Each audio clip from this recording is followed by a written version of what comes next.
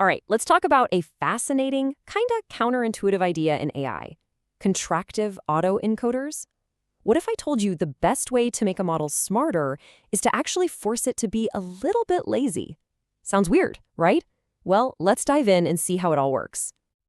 But first, let me ask you this. We build these incredibly powerful models to find patterns in data.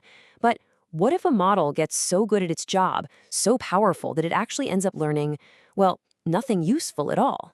To get what I mean, you gotta understand the basics of an autoencoder. At its core, its job is super simple. It just copies its input to its output. So you give it an image, say a handwritten number 2. It squishes that image down into a really small compressed code and then tries to rebuild the original 2 from that code. Sounds simple enough. But yeah, this is where the problems can start.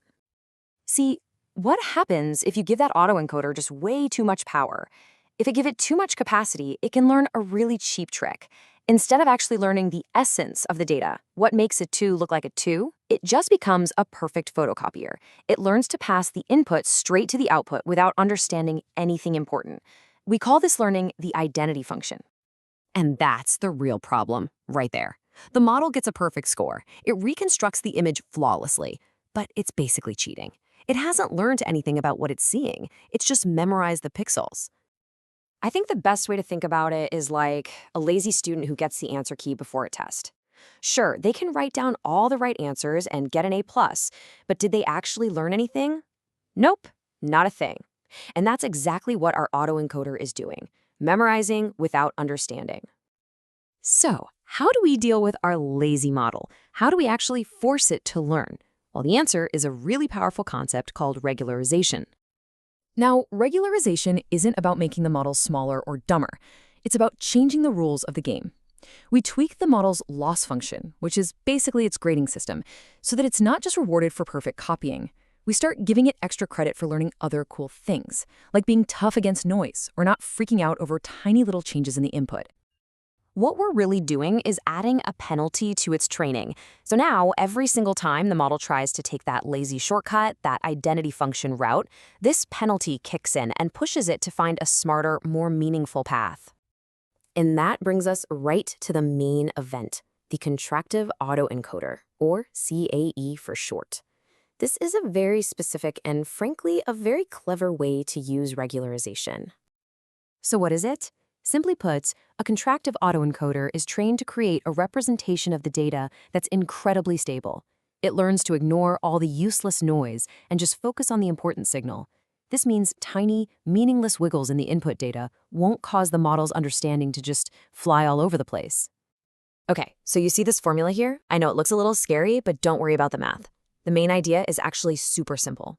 This bit right here is our penalty. All it does is measure how much the model's internal code changes when the input changes just a tiny bit. The whole goal is to make that value as small as possible, to force the model to be insensitive or robust. And this is why it has such a great name, contractive. The CAE literally learns to resist tiny changes. It takes a whole neighborhood of similar inputs, say a bunch of slightly different handwritten 2s, and it contracts them or squeezes them into a much smaller, tighter little ball in its internal representation. It just squeezes out all the unimportant variations. What this sets up is this really cool, elegant dynamic inside the model. The whole learning process becomes this amazing balancing act between two forces that are pushing in opposite directions. So you've got this major conflict going on. On one side, you have the basic need to reconstruct the image, which is pushing the model to be a perfect, lazy photocopier. But on the other side, you have our new contractive penalty, which is pushing the model to do the exact opposite, to just ignore the input completely. I mean, think about it. The most insensitive output you can have is one that just never, ever changes, right? So the model is stuck. It's totally caught in the middle. It can't just copy the input because of the penalty, but it can't ignore the input either because then it can't reconstruct it. So what's the only way out? It has to find a compromise. It has to learn to pull out only the most critical features it needs to rebuild the image and learn to ignore absolutely everything else. And it's that beautiful compromise that finally forces real learning to happen.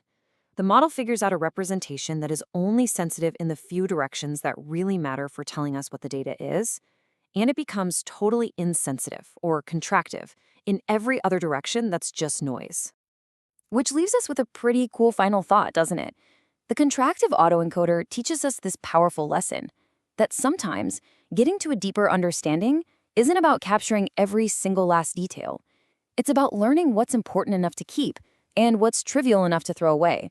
It really makes you wonder, by forcing our models to ignore the noise, what essential truths are we really helping them find in our data?